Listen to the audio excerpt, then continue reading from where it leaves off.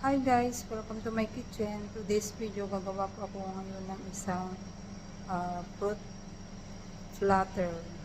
Tara guys.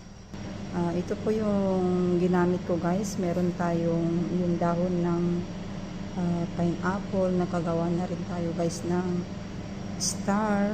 Meron tayong grapes, pomegranate, blackberries, red berries, at saka yung ating strawberry at yung cherry. Para guys.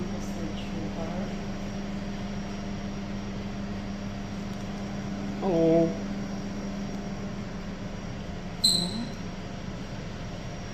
Ayan, pineapple.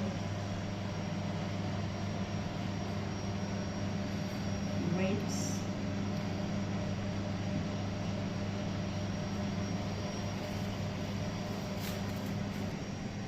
Strawberry. Magdadami ko na. Try ko na rin guys yung cherry. Yung ating red berry. Saka yung ating blackberry. Yan. At saka yung ating pomegranate guys. Ayan. Ayan, sana po nagustuhan ninyo yung aking ginawang food flatter guys. And don't forget to subscribe. Bye-bye.